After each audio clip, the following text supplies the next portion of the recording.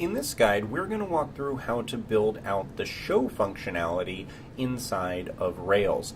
Now, you already have seen how this works in the blog scaffold feature. So if I open up the blog controller, you can see that show right here is just an empty method. It does have access to get the blog post, and that's pretty much all it does, and it passes the blog instance variable to it. So that's what we essentially need to implement, but I do want to do one other thing. I want to give the ability for this title to actually become a link. So instead of doing like what the scaffold did, where it created another link that just was called show, I want to change that so the link is the title itself. So if I start up the terminal and start the Rails server, coming right here, I want to have this link. One, I want to make it more of a heading, so I'm going to make it an H2 or an H3, and then I want to make it a link that will be directed to the show page.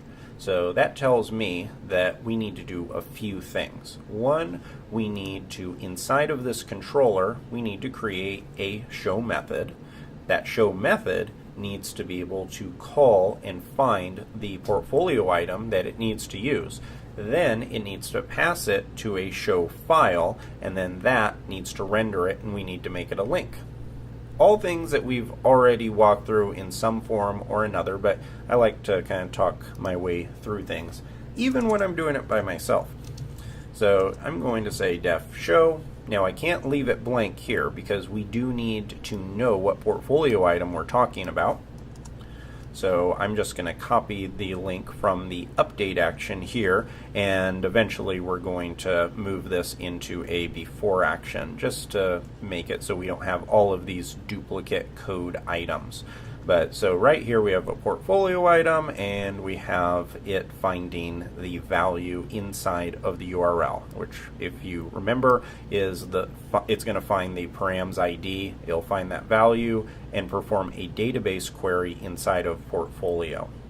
Next thing is we need to create a new file here, and it's going to be called show.html.erb.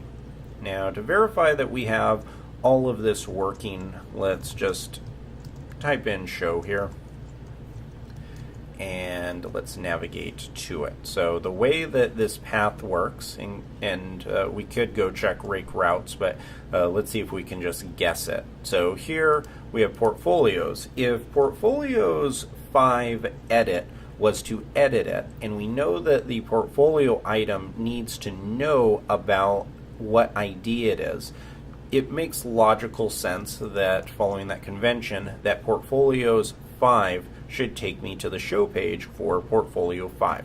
Now if I hit return, we'll see if my guess is correct or not, and it is. So it's not going to show any data because it's not actually pulling anything, or it's not rendering anything on the screen, but this is giving us what we need. So it's not taking us to an error message. For example, if I did something like put portfolio without the S, this isn't a valid route, and it's going to take us to an error page. But portfolios 5 does. And hopefully you can kind of see the logic behind that, where portfolios 5 edit took us to the edit, new takes us to a new form. Right here, passing in the ID by itself is going to take us to the show page for that specific portfolio item.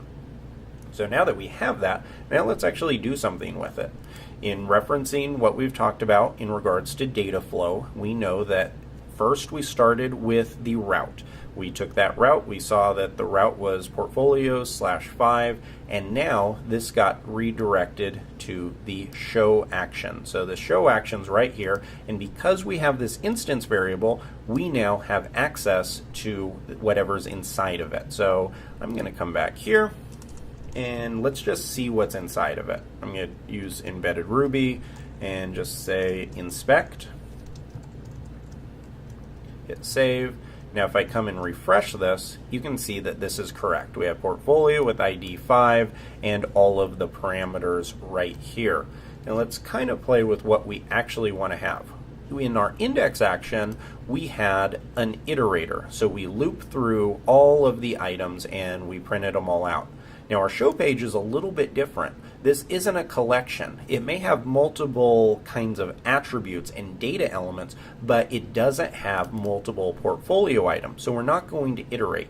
Instead, we're simply going to call portfolio item and then each one of the items that we want to talk about.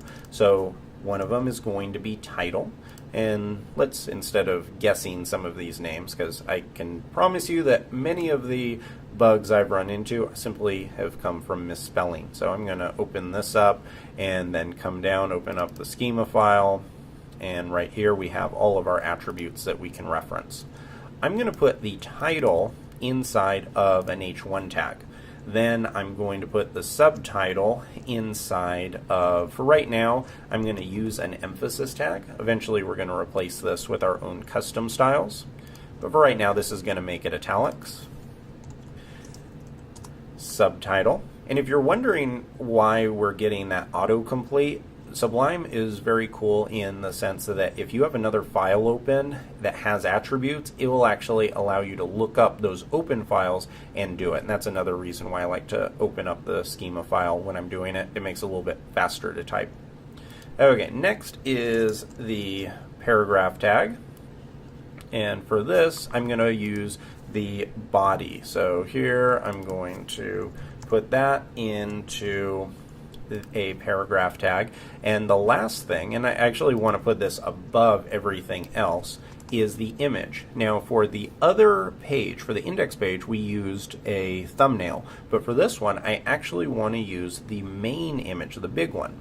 So I'm going to use an image tag once again, and here I can call this, since this is Ruby, I can just call this and say image tag portfolio item main image. Hit save, and now let's see if this is working. And there you go. Look, we have our main image followed by the title, followed by the subtitle, followed by the body. So all of this is working. So that is fantastic. Next thing to do is to add a link so we can actually get to that show page. So in order to do that, there's a few different ways we can. The easiest way is probably just making this this is the show page inside of the index. The easiest way would just to make this a link to. So inside of this, instead of just showing the plain title, I'm going to say link to portfolio item title. So this is the other reason why I wanted to show this, because right here we have edits, and now we have the right now we have something that's going to be dynamic. So I'm going to now put the path inside of it. And if you're wondering what the path is going to be, we get a little bit of a hint down here. So right here where it says edit portfolio path, this is going to be very similar, but we're not editing. With Rails, you don't put show, it's just going to be portfolio underscore path. So we're going to say portfolio underscore path. But also, like edit, we need to pass in the ID for whatever portfolio item we want to show. So in this case, we're going to show portfolio item.id, and I'm going to show you in a second that we can shorten this slightly, but for right now, we'll just leave it like this because I think this makes sense. We're passing in the path, and then inside of it, we're giving what the ID is that we want to go look up. So hitting save. Coming back, if I hit refresh, now these items all have a link. So if I click on one of them, it takes me to that show page. Click on this one, and it takes me to the correct show page for that item as well. Now the little shortcut we can do is Rails knows that we're going to be passing in this ID. So I can actually come right here and delete both of these from both the edit item and from the show item. And now if I come here, hit refresh, now both of these are all still working and I didn't have to type ID. One of my policies, and it's not just mine, it's something that's pretty prevalent in the Rails community, is any time that you can type less code, that usually translates into having less potential errors. So this is a good way of being able to do that and not having to type ID out. So now with all of this in place, we now have the full create, editing, and showing items. And let's update the terminal. Oh, let me do get status just so we can see what we've changed. So here we've changed the controller, the index, and the show. I'm going to add all of this, and we'll say implemented show functionality for portfolio module. Let's say get push, origin, portfolio feature. And one note, I know I could do this off screen, and in other courses I've done it off screen as well, just so you wouldn't have to watch me do kind of the same repetitive task. However, I have had students that requested that I do not edit this part out, so you can actually see exactly the commands that I type in for managing the whole get process. So that's the reason why I'm keeping this in. Usually I would go and I'd push the code up after each video and then put a link to it in the show notes, which I still do, but here you can follow along and I'm not editing a single thing out. So with all of that in place, the next thing that we need to do is we need to implement the destroy action, which you probably would call the delete action. So we need to have the ability to delete portfolio items. So I'll see you then.